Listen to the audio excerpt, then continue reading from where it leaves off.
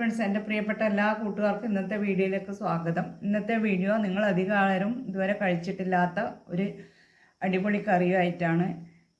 ഈ കറി തയ്യാറാക്കാനായി ഈ കിഴങ്ങാണ് എടുക്കുന്നത്. ഈ കിഴങ്ങ് കൊണ്ടാണ് ഇന്നത്തെ കറി. ഈ കിഴങ്ങിൻ്റെ പേരാണ് കുണ്ടുകിഴങ്ങെന്ന്. നിങ്ങളുടെ നാട്ടിലെല്ലാം എന്താണ് ഇതിന് പേര് പറയുകയെന്ന് കമൻറ്റ് ബോക്സിലൂടെ അറിയിക്കണേ. ഈ കിഴങ്ങ് ഒരു കഷ്ണം കിഴങ്ങ് കൊണ്ടാണ് ഇന്ന് കറി വെക്കുന്നത്. അതിൻ്റെ തൊലിയെല്ലാം കളഞ്ഞ് കഷ്ണങ്ങളായിട്ട് മുറിച്ചെടുക്കണം. ഇതുപോലെയുള്ള കഷ്ണങ്ങളായിട്ടാണ് മുറിച്ചെടുത്തിട്ടുള്ളത്.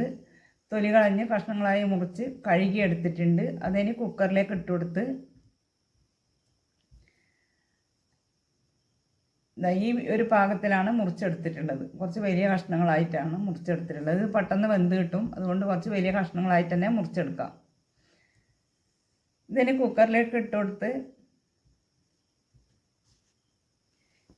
ഇനി ഇതിലേക്ക് പോകാൻ ആവശ്യത്തിന് വെള്ളവും കഷ്ണങ്ങൾക്ക് ആവശ്യമുള്ള ഉപ്പും ചേർത്ത് ഇതിലേക്ക് 2-3 പച്ചമുളകും കൂടെ ഇട്ട് കൊടുക്കുന്നുണ്ട്. എരിവിന് ആവശ്യത്തിനുള്ള പച്ചമുളക് ചേർത്ത് കൊടുക്കുക. എരിവുള്ള പച്ചമുളകാണെങ്കിൽ 1-2 ചേർത്ത് കൊടുക്കുക.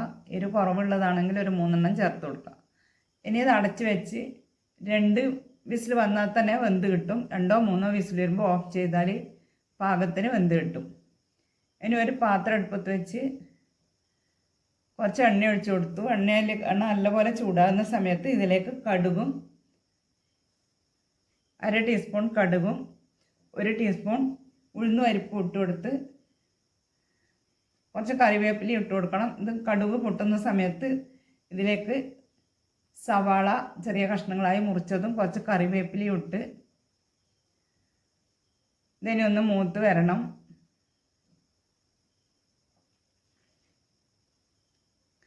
സവാള നല്ലപോലെ മൂത്ത് വരണം.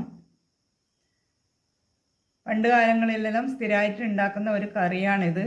ഇപ്പം അധികം ആൾക്കാർക്കും ഈ കുണ്ടുകിഴങ്ങ് കിട്ടാറില്ല. ഇത് കുറച്ച് കുഴിയിലായിട്ടാണ് ഈ കിഴങ്ങ് ഉണ്ടാകുന്നത്. അതുകൊണ്ടാണ് ഇത് കുണ്ടുകിഴങ്ങെന്ന് പേര് വന്നത്.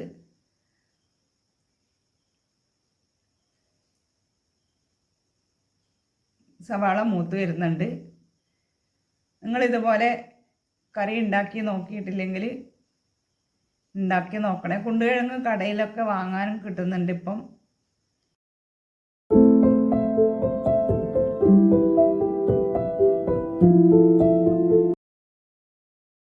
എനിക്ക് ഈ കിഴങ്ങ് കിട്ടിയത് നാട്ടിൽ നിന്ന് ഏട്ടൻ വരുമ്പം കൊണ്ടു തന്നതാണ്. സവാളയെല്ലാം ഒന്ന് മൂത്ത് വരുന്നുണ്ട്. ഇനി കുക്കറൊന്ന് ആവിയെല്ലാം പോയിട്ടുണ്ട്. തുറന്ന് നോക്കാം. നല്ലപോലെ കഷ്ണങ്ങളെല്ലാം വെന്ത് വന്നിട്ടുണ്ട്.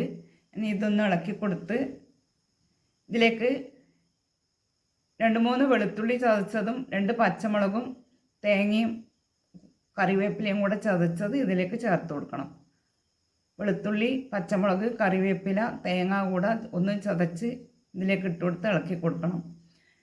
ഇത് കുറച്ച് വെള്ളം പോലെ ആയാലും തണുത്ത് വരുമ്പോഴേക്ക് കുറച്ച് കട്ടിയാവും. തണുക്കുമ്പോഴത്തേക്ക് കട്ടിയാവും.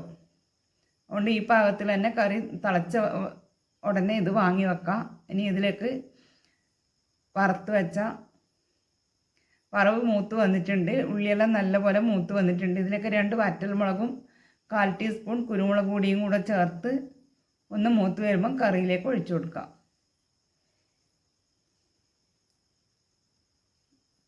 കറി പാകത്തിന് ഇതാ കുറച്ചും കൂടെ നേരത്തേക്കാളും കട്ടിയായി വന്നിട്ടുണ്ട്. ഇനി ഇതൊരു പാത്രത്തിലേക്ക് മാറ്റാം.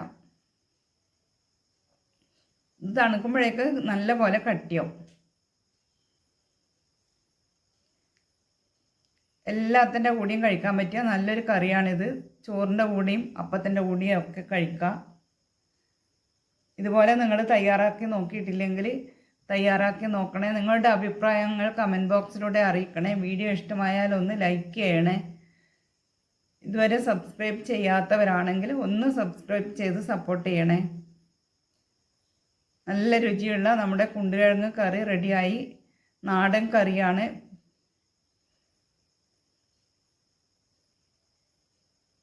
ഈ കറിയിലേക്ക് താളിച്ചൊഴിക്കുന്നില്ലെങ്കിൽ തേങ്ങയും ഒക്കെ ചേർത്ത ശേഷം കുറച്ച് പച്ച വെളിച്ചെണ്ണ നനച്ച് കുരുമുളക് പൊടി ഇട്ടാൽ മതി. നല്ല ടേസ്റ്റാണ്.